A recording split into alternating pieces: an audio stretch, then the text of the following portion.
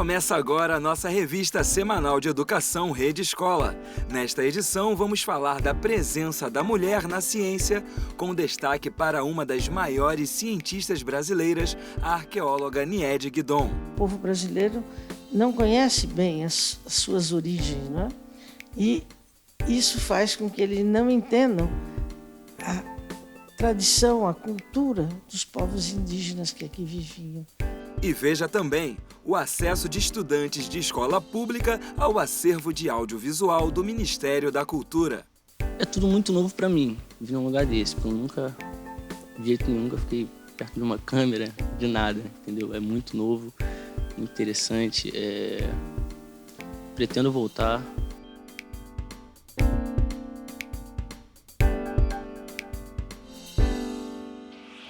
A gente começa em clima de Copa. O Brasil também é pentacampeão mundial de futebol de 5, uma modalidade disputada exclusivamente por jogadores cegos. Só o goleiro tem visão.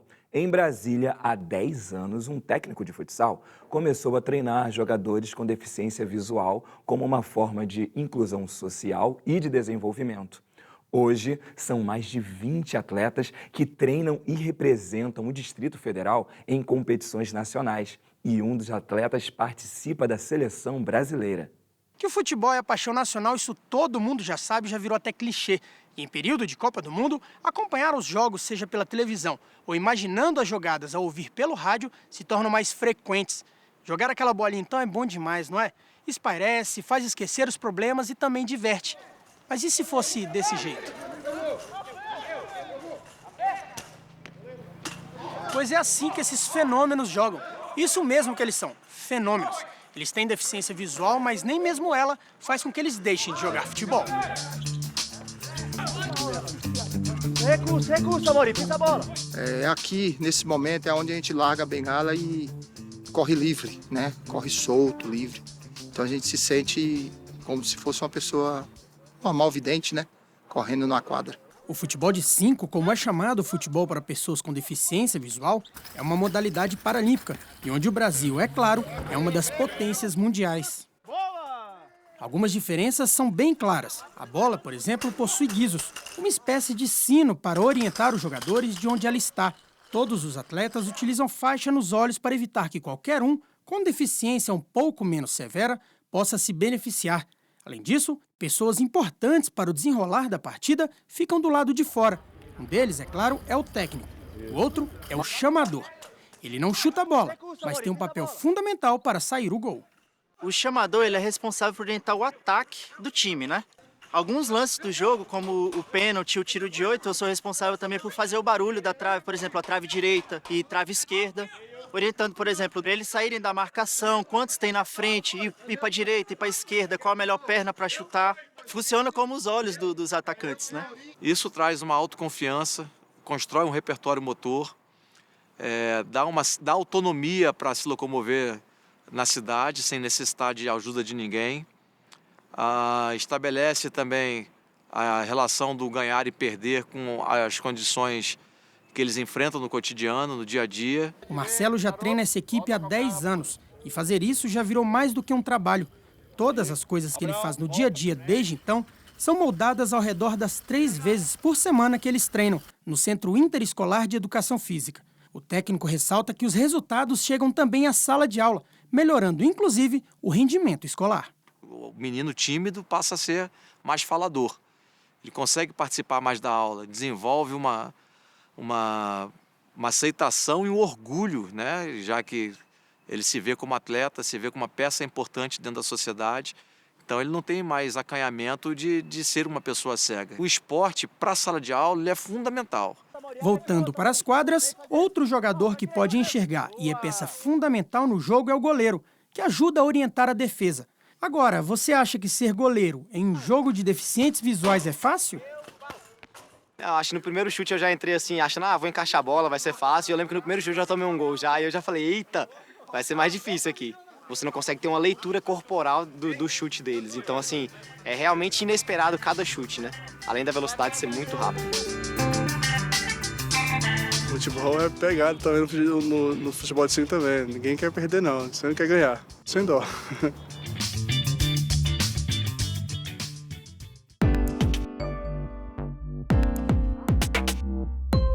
Ganhar uma viagem para o exterior com todas as despesas pagas e ainda expandir os conhecimentos é o sonho de muitos.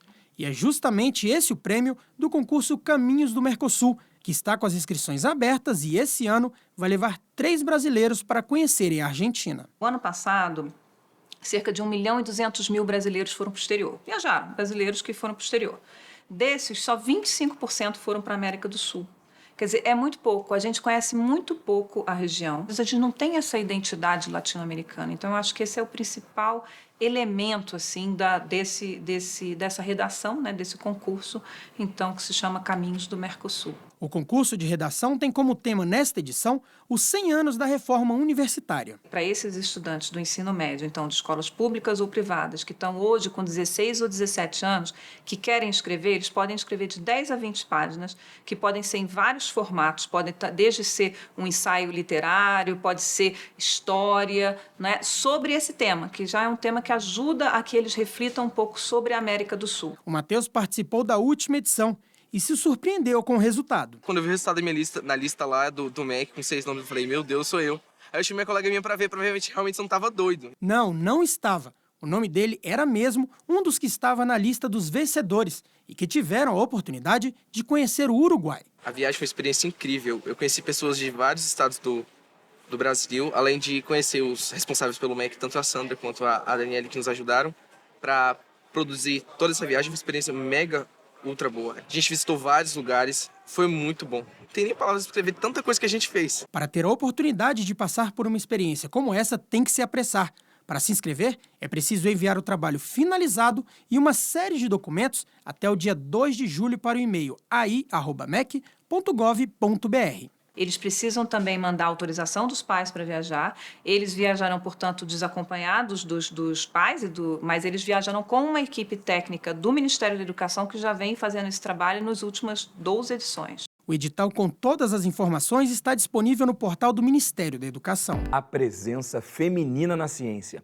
Segundo um estudo publicado pela revista Elsevier, editora global especializada em literatura médica e científica, o Brasil está entre os primeiros em igualdade de gênero quando falamos em ciência. Hoje, metade da produção de artigos científicos no Brasil é de autoria de mulheres. E uma cientista brasileira de origem francesa que vem chamando a atenção do mundo é a arqueóloga Nied Guidon, recentemente homenageada no Rio de Janeiro. Albert Einstein, Charles Darwin, Isaac Newton. Quando se pensa em cientistas, uma lista dos mais famosos vem à mente, geralmente nomes masculinos. Mas para a surpresa geral, é no Brasil que se encontra o maior número de cientistas mulheres. De acordo com uma pesquisa de uma editora de artigos científicos que atua em 12 países, a Elsevier, entre os anos de 1996 e 2015, a participação feminina na ciência cresceu 11%. Estudiosas brasileiras foram autoras de 153.967 artigos e chegaram a 17% das invenções, número à frente de países como Estados Unidos e Japão. Um desses exemplos, símbolo de resistência e amor pela ciência no Brasil, chama-se Nied Guidon. A arqueóloga foi homenageada durante o encontro no Rio de Janeiro, que discutiu a presença feminina na ciência. A revista Mammoth Trumpet, que é a revista oficial da Universidade do Texas, publicou na capa uma fotografia da Serra da Capivara, dizendo a maior galeria de arte das Américas. E, no artigo, tinha uma frase que dizia: não há nada no mundo igual à Serra da Capivara. Nied Guidon foi uma das responsáveis pela criação do Parque Nacional da Serra da Capivara. O lugar foi declarado pela Unesco Patrimônio Mundial da Humanidade. É um dos mais representativos sítios arqueológicos do planeta e conta com o maior acervo de pinturas rupestres do mundo. Com apoio internacional, a antropóloga começou as escavações há mais de 40 anos. Sua descoberta modificou a teoria sobre a presença humana no continente americano. Até então, os cientistas acreditavam que os primeiros homens ocuparam o continente há cerca de 12 mil anos. Nied provou que essa história era ainda mais antiga. No sítio que se chama Toca do Boqueirão da Pedra Furada, nós iniciamos uma escavação e A partir de cerca de 80 centímetros de profundidade, já encontramos fogueiras pré-históricas, carvões que eu levei para a França para datar, e foi datado em 18.000, 22.000 anos. E nesse mesmo sítio nós chegamos até 110.000 anos. Quer dizer, o homem chegou às Américas bem antes do que se pensava. O importante para a educação e para os jovens é saber que o mundo não é fixo, ele muda. E a cada dia, novas tecnologias, então, permitem novas descobertas. O encontro contou ainda com a participação de 3 jovens cientistas: Djamila Moté, PhD em Paleontologia pela UFRJ, Gabriela Antunes, PhD em Astronomia pelo Observatório Nacional e Maria Leão, doutoranda em Antropologia da Saúde pela UERJ. Meu trabalho como antropóloga é com as histórias das pessoas, com as construções das culturas, com as projeções de sociedade que a gente tem, com as disputas do que falar, do que dizer, de onde se colocar. Quantas vão ter emprego depois que sair dessa faculdade? Quantas vão chegar ao último semestre e se formar? Né? Quantas não vão ficando pelo caminho? Quantas vão ocupar laboratórios de ponta? Quantas vão ser líderes, né, de pesquisa nas suas áreas? Então, a questão de estar presente não necessariamente significa que ela está ocupando um lugar igualitário, né, com os homens. Então, isso que tem que ser discutido e tem que ser observado. A discussão foi proposta pelo jornalista Sérgio Brandão com o projeto Ver Ciência, em parceria com o Museu do Amanhã. O que nós pretendemos com esse tema, esse debate aqui no Museu do Amanhã, é trazer bons exemplos, como o da arqueóloga Aniede Guidon, mostrando uma grande cientista brasileira, uma grande antropóloga e arqueóloga, que nós esperamos sirva de inspiração para as meninas, para as jovens, a seguirem carreiras científicas. O povo brasileiro não conhece bem as suas origens, não é? E isso faz com que eles não entendam a tradição, a cultura dos povos indígenas que aqui viviam.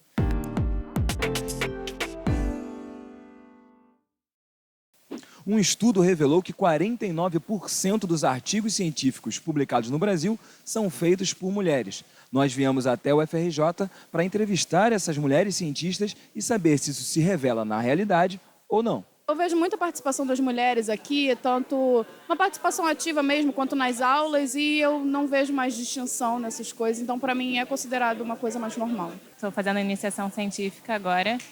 No laboratório tem bastante mulher, então, assim, realmente espero que seja isso que esteja acontecendo, continue acontecendo, essa igualdade. As mulheres na ciência, no nosso país, precisam de maior representatividade, a gente precisa de um maior número. Eu acho que as mulheres deviam se espelhar, ter mais coragem, se espelhar no homem, não só para poder buscar essa igualdade, mas para se autoafirmar. Eu também posso. Eu fazia o curso de física e lá também eu notava essa diferença de bastante homens, só que atualmente você vê que tem bastante mulheres lá, tanto que a própria diretora é mulher.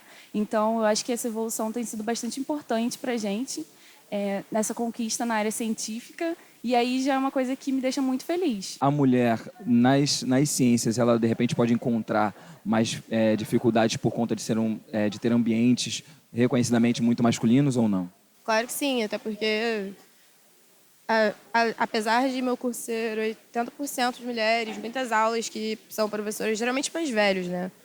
Se tem alguém que fala uma coisa, um homem fala por cima e ele escuta o homem, ou então faz piadinhas com mulheres, principalmente na aula de ilustração e tal.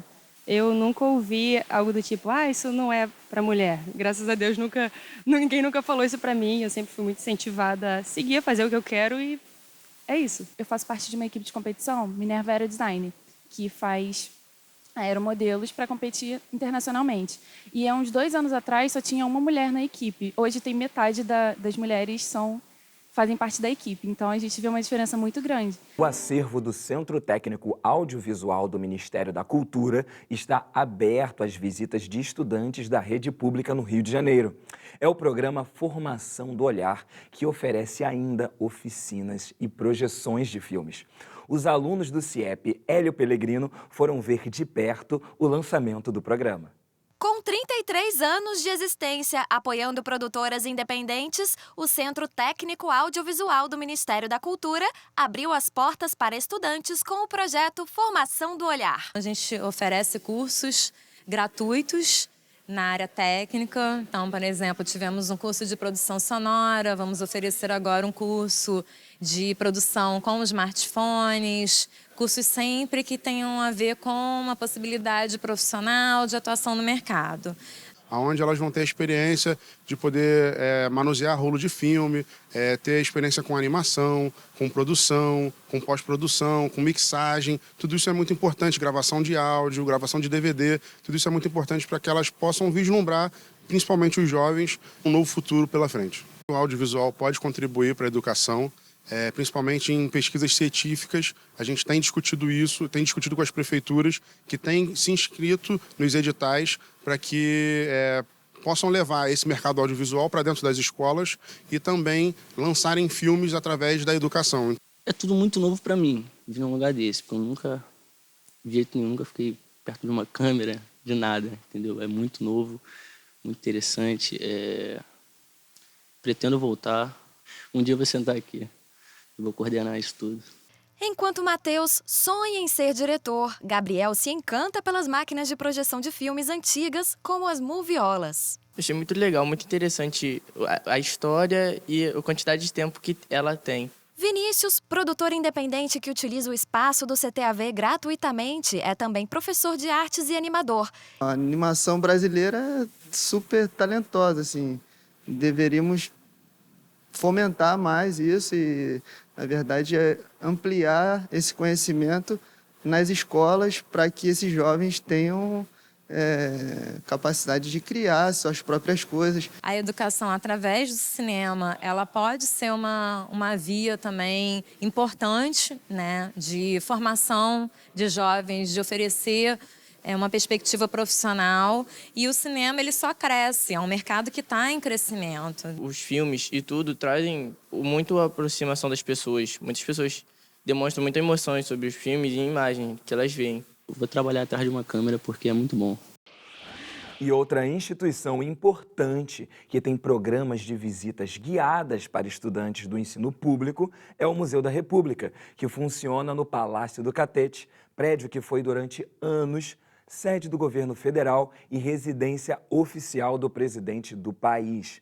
Vamos acompanhar na reportagem a visita dos alunos da Escola Municipal Rosa da Fonseca, do Rio de Janeiro.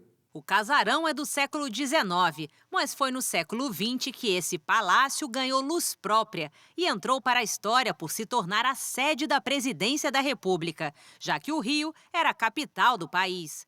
Política era assunto que predominava nos jantares e reuniões, e política durante muito tempo não foi assunto para mulher. Mas foi uma mulher, Chiquinha Gonzaga, que escandalizou a sociedade ao trazer a música popular das ruas para dentro desse palácio. A história política do palácio começa com a República Velha e o primeiro presidente do país, Deodoro da Fonseca, filho de Rosa da Fonseca, que dá o nome para a escola desses alunos que visitam o museu pela primeira vez. Por aqui passaram 11 presidentes da República Velha, até que aconteceu a Revolução de 30 e o início da Era Vargas, símbolo maior desse palácio. Getúlio Vargas permaneceu aqui durante quase 15 anos como presidente. No dia 24 de agosto de 1954, com um tiro no peito, tirou a própria vida e manchou de sangue para sempre a história desse palácio. Depois de Getúlio, 7 presidentes estiveram aqui, até a capital do país ser transferida para Brasília. O núcleo político foi deslocado, mas a história continuou a habitar esse casarão, que se transformou em um museu que guarda a memória de um país que durante 21 anos viveu sob censura da ditadura militar. Os alunos passeiam pela história da jovem democracia, que há 30 anos elegia pela primeira vez um presidente através dos votos. Nesse período foram 6 presidentes, sendo 3 reeleitos, 2 impeachments e 2 vices no poder. Os jovens tomam consciência também, já que estamos em um ano eleitoral, que eles podem ajudar a escrever a próxima página dessa história. A história tem o desagradável hábito de se repetir se a gente não prestar atenção. Isso que a gente passa para eles. A vinda ao museu não é um passeio. Para nós é uma coisa bem objetiva. A gente vai passar o que foi a história da República, os fatos controversos e tudo mais. E se você não presta atenção, ela se repete. Então, muita coisa que a gente viu do início da República está acontecendo outra vez agora. Isso vai depender de quem? Esse grupo que você viu agora está nessa faixa de ter título de eleitor, 16 anos. Tá? Quem vai mudar essa situação não é o Congresso, não reeleger ninguém, são eles. Os jovens de 16 a 24 anos são decisivos no processo eleitoral. Somam 5 milhões de votos. Por isso, é preciso manter o olhar no passado, mas a cabeça no futuro, para deixar de ser público para ser povo, como escreveu Lima Barreto. Para votar eu vou pensar muito. Só que o museu me ajudou, me ajuda sempre. A história é muito bom para você votar, a história te ajuda a votar. Não adianta não gostar de política. O maior castigo para aqueles que não gostam de política é que você vai ser governado por aqueles que gostam de política. Então, se você não participar, alguém participa por você.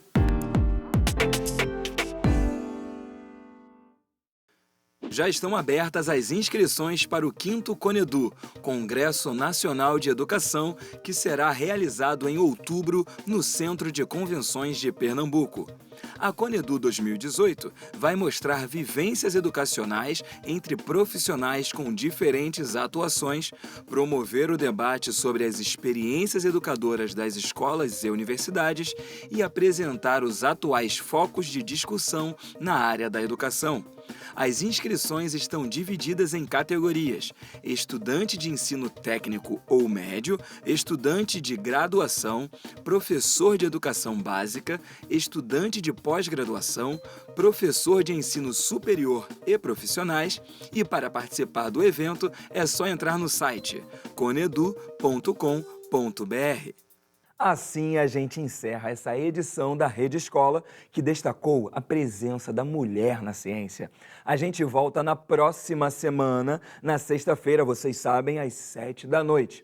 E veja também a nossa revista pelo site www.tvescola.org.br. E não esqueça, nós temos reprises no sábado às 16h, no domingo ao meio-dia e na segunda-feira ao 12h30.